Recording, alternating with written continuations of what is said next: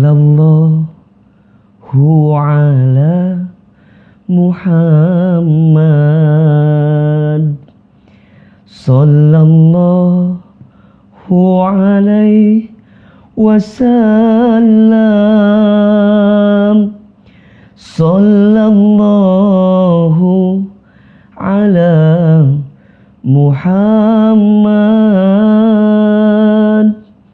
Sallallahu alaihi wasallam.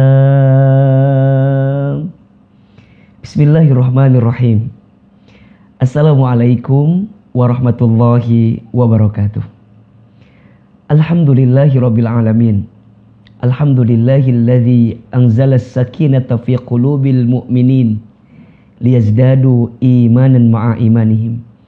Asyhadu an la ilaha illallah wa asyhadu anna Muhammadar Rasulullah. Allahumma shalli ala sayyidina Muhammadin wa ala alihi wa sahbihi ajma'in. Amma ba'du. Alhamdulillah, senang sekali, bahagia sekali kembali saat ini Ahilman Fauzi kembali menyapa teman-teman sekalian dalam channel YouTube Ahilman Fauzi dalam program Tanya Hati. Di program ini insya Allah Ahilman akan belajar bersama dengan teman-teman untuk memaknai setiap rasa, untuk menyelami setiap keadaan yang boleh jadi kita rasakan semua. Ahilman akan membaca beberapa pertanyaan curhatan dari teman-teman dan insya Allah dengan segala kerendahan hati coba kita akan berikan jawabannya atau berikan nasihatnya yang mudah-mudahan bisa memberikan ketenangan dalam hati kita. Dan tentunya di akhir kita akan doa bersama untuk menghadirkan kebaikan dalam kehidupan kita insya Allah. Dan tentu kita berharap kepada Allah semoga teman-teman semua yang menyaksikan hari ini senantiasa dalam keadaan sehat walafiat. Yang sedang sakit semoga Allah berikan kesembuhan, yang sedang sulit semoga Allah berikan kemudahan, dan tentunya kita senantiasa menjadi pribadi yang makin disayang dan dicintai oleh Allah Subhanahu wa taala. Baik, hari ini kita akan baca pertanyaan yang sudah masuk melalui YouTube, Instagram ataupun TikTok Ahilman Fauzi. Mudah-mudahan pertanyaan yang kita pilih juga mewakili pertanyaan dari teman-teman sekalian, dan insya Allah kita bisa menemukan setidaknya jawaban yang bisa menenangkan hati kita. Kita baca pertanyaannya. Assalamualaikum AA.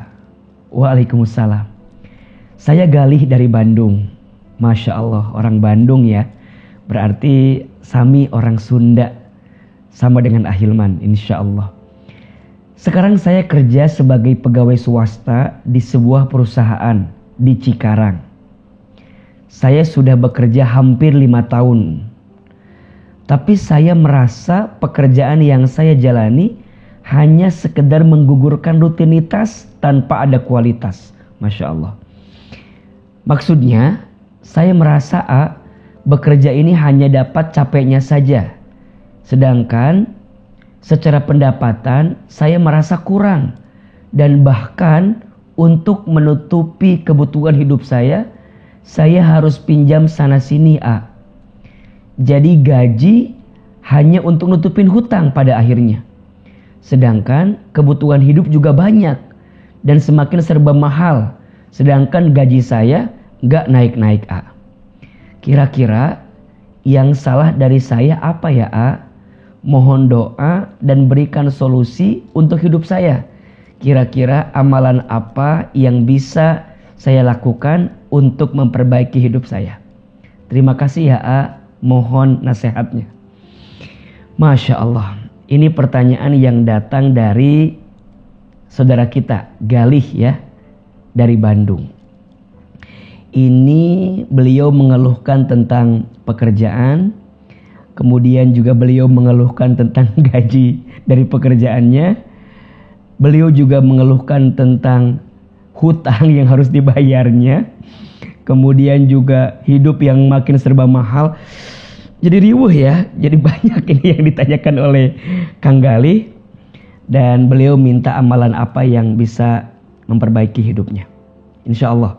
Mudah-mudahan ini juga pertanyaan mewakili teman-teman. Barangkali ada yang saat ini kondisinya sama dengan Kang Gali, ya, kerja kemudian ngerasa bahwa pekerjaannya itu tidak mendapatkan hasil yang sesuai dengan harapan dan ngerasa sulit aja dalam menjalani hidup. Ada beberapa catatan yang mudah-mudahan bisa jadi nasihat yang menenangkan untuk kita semua yang hari ini menjadi budak korporat katanya gitu ya, yang capek, yang sibuk untuk bekerja dan mencari nafkah barangkali untuk keluarga. Pertama, yang harus kita pahami bahwa bekerja itu bukan sekedar rutinitas biasa yang tanpa arti, tanpa makna. Tapi bagi seorang muslim, bekerja itu adalah setiap langkah yang bernilai pahala ibadah, setiap langkah yang bisa menjemput ridha dan rahmat dari Allah Subhanahu wa taala. Maka di awal kita harus meredefinisi, harus mendefinisikan ulang tentang kenapa kita harus bekerja. Apa yang harus kita hadirkan dalam pekerjaan yang kita jalankan? Setidaknya ada 3 poin yang harus kita yakini dalam setiap pekerjaan yang kita jalani. Yang pertama, bagi seorang muslim bekerja itu adalah ibadah. Karena ini ibadah, maka setiap langkahnya bernilai pahala. Jadi, mulai pahami bahwa bekerja itu bukan hanya sekedar untuk mendapatkan gaji setiap bulan. Bukan hanya itu. Tapi bekerja itu adalah ibadah karena di saat yang bersamaan kita menunaikan perintah dari Allah Subhanahu wa taala. Dan memang inilah yang Allah perintahkan kepada kita. Teman-teman bisa lihat di Quran surat Al-Muluk ayat 15. Allah Subhanahu wa taala berfirman, "A'udzubillahi minasyaitonirrajim. Bismillahirrahmanirrahim. Huwallazi ja'ala lakumul arda dzalulan famshu fi manakibiha wa kulu min rizqi wa ilaihin nusur." Dialah Allah yang menjadikan bumi ini luas sehingga mudah untuk kamu jelajahi.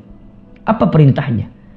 Maka berjalanlah di seluruh penjuru bumi itu dan makanlah sebagian rizki yang Allah berikan kepadamu. Ambillah, dapatkanlah, perolehlah sebagian rizki yang Allah berikan kepada kita. Perhatikan di sini. Berarti Allah menciptakan bumi ini sangat luas dan kita diperintahkan untuk bekerja di dalamnya. Maka bagi seorang muslim, ikhtiar itu kewajiban, bekerja itu kewajiban, rezeki itu kejutan dan pemberian. Hanya doa yang bisa merubah segalanya. Artinya, jadikanlah setiap langkah dalam bekerja itu sebagai ibadah kita kepada Allah. Dan yakinlah, begitu besar pahala yang Allah siapkan untuk orang yang bekerja. Apa di antaranya? Setidaknya, saya mencatat ada 4 pahala yang Allah siapkan untuk kita yang bekerja. Yang pertama, orang yang bekerja itu dihapuskan dosanya. Bukankah teman-teman pernah mendengar barang siapa yang bekerja untuk mencari nafkah bagi keluarganya ataupun untuk dirinya sendiri memenuhi kebutuhannya dan dia bekerja dalam keadaan capek, dalam keadaan lelah sampai sore hari dia kembali ke rumahnya, maka di saat itu Allah ampuni dosa-dosanya. Allah hapuskan dosa-dosanya. Dan ini yang bisa kita dapatkan, ternyata bekerja itu menghapuskan dosa. Yang kedua, bekerja itu ternyata menambah pahala di hadapan Allah Subhanahu wa taala. Seorang ayah, seorang suami yang mencari nafkah bagi keluarganya, kemudian memberikan nafkah kepada keluarganya, maka 1 dinar atau berapapun sedikit pun yang kita berikan kepada keluarga kita bernilai pahala yang luar biasa di hadapan Allah Subhanahu wa taala. Yang ketiga, orang yang bekerja itu setiap langkahnya dicatat sebagai apa? Jihad fisabilillah. Masya Allah. Dan kalaupun dia wafat saat dia bekerja, karena Allah tentunya, maka dia wafat dalam keadaan syahid di jalan Allah. Dan yang keempat, orang yang bekerja itu adalah orang yang akan dimasukkan ke dalam surganya Allah Subhanahu wa taala. Kenapa? Karena dia memiliki keseriusan dan kesungguhan dalam bekerja. Satu kali baginda Nabi sallallahu alaihi wasallam pernah memegang tangannya sahabat Sa'ad bin Abi Waqqas radhiyallahu an. Dipegang tangan kanannya, dipegang tangan kirinya. Ternyata tangan kanannya itu lebih kasar. Apa Nabi sampaikan? Wahai Sa'ad bin Abi Waqqas, sungguh tangan kananmu ini yang akan mengantarkanmu ke dalam surganya Allah Subhanahu wa taala. Artinya apa? Islam menganjurkan kita untuk bekerja dengan serius. Karena bekerja bagi seorang muslim adalah ibadah. Yang kedua, bekerja itu amal soleh. Berarti di saat kita bekerja, kita sedang menjemput ridhonya Allah, menjemput rahmatnya Allah, menjemput kasih sayangnya Allah. Maka saat bekerja, hadirkan sikap hati yang terbaik. Belajar bersyukur, belajar bersabar, belajar ikhlas, belajar ridho dengan pekerjaan yang kita jalankan. Kenapa? Karena amal soleh, sehingga dicatat sebagai kebaikan di hadapan Allah. Dan yang ketiga, bekerja itu adalah refleksi iman kita kepada Allah. Kita meyakini bahwa dalam pekerjaan itu ada kebaikan. Al-harakatu hiyal barakah. Setiap pergerakan itu ada keberkahan. Maka siapapun hari ini yang sedang bekerja, yang sedang mencari nafkah, termasuk Kang Galih yang bertanya dari Bandung, mulai hari ini pahami bahwa bekerja itu ibadah, bekerja itu amal soleh, dan bekerja itu refleksi iman, bukti iman kita kepada Allah Subhanahu wa ta'ala. Dan yakinlah, boleh jadi disitulah kita bisa mendapatkan pahala yang besar di hadapan Allah Subhanahu wa ta'ala. Tinggal selanjutnya, bagaimana cara kita merubah mindset kita. Jangan mengukur hasil pekerjaan kita dengan gaji yang diterima. Mohon maaf ya, bedakan antara gaji dengan rezeki. Itu beda. Apa bedanya A? Gaji itu terbatas, rezeki tidak terbatas. Gaji ada tanggal bulannya, rezeki tidak ada tanggal bulannya. Gaji ada slipnya, rezeki tidak ada slipnya. Artinya apa? Rizki Allah itu luas, rizki Allah itu banyak. Hanya kita yang seringkali membatasi rizki dari Allah itu dengan apa? Dengan sesuatu yang terlihat di slip gaji kita. Padahal bukan hanya itu. Mungkin gajinya, mohon maaf ya, mungkin gajinya let's say 3 juta. Tapi boleh jadi rizkinya lebih besar daripada itu. Kita menyimpulkan dari apa yang ya kita lihat saja. Sehat, rezeki. Punya keluarga yang mendukung, rezeki. Punya sahabat yang baik, rezeki. Bahkan sampai hari ini punya pekerjaan pun itu rezeki. Oh berarti kira-kira yang kurang itu apa? Mohon maaf ya, yang kurang bukan rezekinya, tapi yang kurang adalah rasa syukur di hati kita terhadap rezeki yang Allah titipkan kepada kita. Maka mohon maaf ya, seringkali yang kurang itu adalah kita, bukan Allah. Sungguh tidak ada yang kurang yang Allah berikan kepada kita. Karena ternyata yang kurang hanya kita. Kita kurang apa?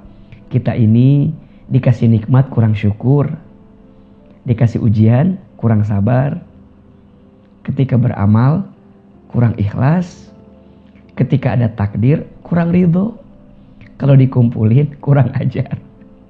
Kan itu masalahnya. Berarti sekarang pahami dan yakini bahwa dalam pekerjaan kita tuh masih Allah titipkan rezeki kepada kita. Yang jadi kurang adalah cara hati kita untuk memahami setiap pemberian Allah yang diberikan kepada kita. Maka yuk mulai hari ini rubah mindset kita. Bicara tentang rezeki, setidaknya ada 4 konsep tentang rezeki yang harus kita pahami. Yang pertama, rezeki itu sudah dijamin. Selama kita hidup, maka selama itulah Allah menjamin rezeki kita. Surat Hud ayat 6.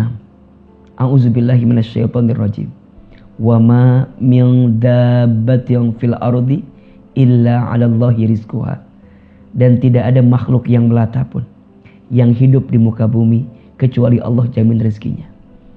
Maka yakinlah, selama kita hidup, selama itulah masih ada catatan rezeki yang Allah siapkan untuk kita. Bahkan kata Nabi SAW, seseorang tidak akan diwafatkan oleh Allah sebelum habis jatah rezekinya. Yang kedua, rezeki itu harus dijemput. Maka jangan berarti rezeki sudah dijamin kemudian kita diam aja, enggak. Rezeki harus dijemput. Kenapa kalimatnya dijemput bukan dicari? Kalau dicari belum tentu ada. Kalau dijemput pasti ada. Tapi ingat, cara menjemputnya ada dua ikhtiar. Satu, ikhtiar bumi. Dua, ikhtiar langit.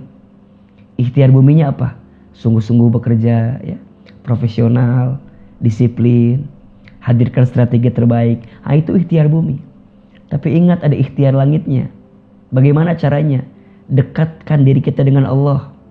Perbaiki hubungan kita dengan Allah.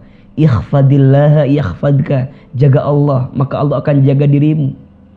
Setidaknya amalannya ada 3S yang harus kita yakini dan kita hadirkan agar rezeki kita semakin cepat datangnya kepada kita. S yang pertama, sholat. Sesibuk apapun kita, jangan tinggalkan sholat. Perbaiki sholatmu, maka Allah akan perbaiki hidupmu.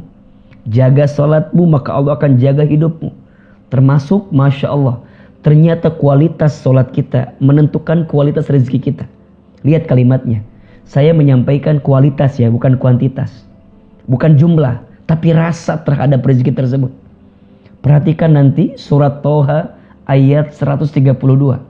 Allah Subhanahu wa taala berfirman, Bismillahirrahmanirrahim. Wa'mur ahlaka bis salat, dan perintahkanlah keluargamu untuk salat. Wastabir 'alaiha, dan bersabar-sabarlah dalam menunaikan salat itu. Kalau salatnya udah benar, salatnya udah sabar, salatnya udah baik, la nas'aluka rizqan, jangan pernah bertanya tentang rezeki. Kenapa? Nahnu narzuquka. Kata Allah, kami yang akan menjamin rezekimu. Wal akibatu littaqwa. Akibat ketakwaanmu dalam hidup ini. Maka yakini ya, yuk sesibuk apapun kita bekerja, jangan tinggalkan sholat, jangan lupakan sholat, jangan akhirkan sholat. Karena disitulah engkau bisa mendapatkan kebaikan di sisi Allah Subhanahu wa taala. Yang kedua, sedekah. Ya. Ada filosofi hidup terima kasih, terima kasih. Apa maknanya? Seberapa banyak yang ingin kita terima tergantung yang kita kasih. Maka ayo perbanyak yang kita kasih agar perbanyak juga nanti Allah berikan sesuatu yang kita terima. Dan yang ketiga, silaturahim. Barang siapa yang ingin dipanjangkan umurnya, dilapangkan rezekinya, maka sambungkan tali silaturahim. Perbaiki hubungan kita dengan orang tua, perbaiki hubungan kita dengan pasangan, dengan saudara, dengan sahabat kita. Barangkali yang menghambat datangnya rezeki kepada kita karena ada sikap kita yang pernah menyakiti orang-orang di sekitar kita. Maka ayo ya, hadirkan ikhtiar langitnya. 3S. Salat, sedekah, silaturahim. Dan itu adalah bentuk ketakwaan kita kepada Allah. Yakin dengan janji Allah, wa may yattaqillaha yaj'al lahu makhraja wa yarzuqhu min haitsu la yahtasib. Barang siapa yang bertakwa kepada Allah, niscaya Allah akan tunjukkan jalan keluar dari setiap kesulitan yang mereka hadapi. Dan Allah akan hadirkan rezeki dari jalan yang tak disangka-sangka. Maka nanti yang ketiga, rezeki itu harus disyukuri. Yakin ya, sekecil apapun pendapatan kita pasti cukup untuk hidup. Tapi sebesar apapun pendapatan kita tidak akan pernah cukup untuk gaya hidup. Jadi ternyata yang membuat kita gak pernah cukup itu bukan hidupnya, tapi gaya hidup yang kita hadirkan itu. Dan yang keempat, rezeki itu harus dimanfaatkan. Coba deh, mulai hari ini dilihat, kira-kira kita ini lebih gelisah dengan apa yang belum kita miliki, atau lebih gelisah dengan apa yang belum kita manfaatkan dalam hidup. Rasanya masih banyak yang belum kita manfaatkan dalam hidup. Dan kita masih gelisah dengan apa yang belum kita miliki. Yakin saja bahwa Allah senantiasa bersama dengan orang yang senantiasa bergerak dalam hidupnya. Apalagi untuk terus bekerja. Kang Galih dan kita semua yang sedang bekerja, ayo semangat. Hadirkan langkah-langkah terbaik dalam pekerjaan kita. Yakin Allah menitipkan banyak kebaikan dari lelahnya kita, dari capeknya kita bekerja. Dan disitulah kita bisa mendapatkan pahala terbaik di sisi Allah Subhanahu wa ta'ala.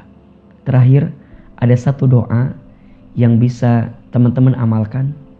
Doa ini agar kita diberikan kecukupan dalam urusan harta, dalam urusan rezeki.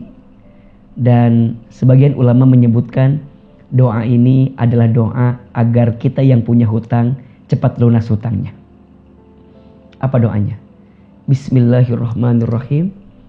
Allahumma kfini bihalalika an haramika wa aghnini bifadlika amman siwaka.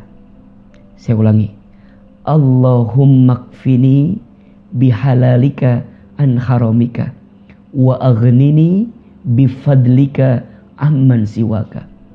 Ya Allah, cukupkan aku dengan yang Engkau halalkan dan jauhkan aku dari yang Engkau haramkan, dan kayakan aku dengan karunia-Mu daripada aku bergantung kepada selain-Mu.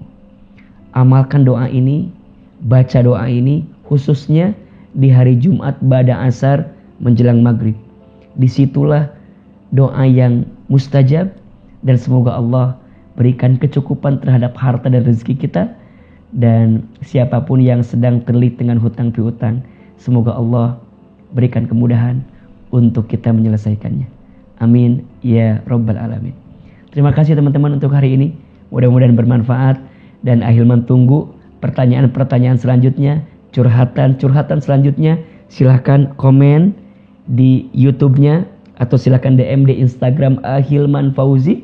Insya Allah semoga Allah bimbing lisan ini untuk memberikan setidaknya ketenangan dari jawaban yang bisa dihadirkan. Mohon maaf lahir dan batin jika ada kekurangan. Yang benar semua dari Allah, yang salah dari Ahilman yang banyak kehilafan dan kesalahannya. Wabillahi taufiq wal hidayah. Sampai bertemu di Tanya Hati selanjutnya. Wassalamualaikum warahmatullahi wabarakatuh.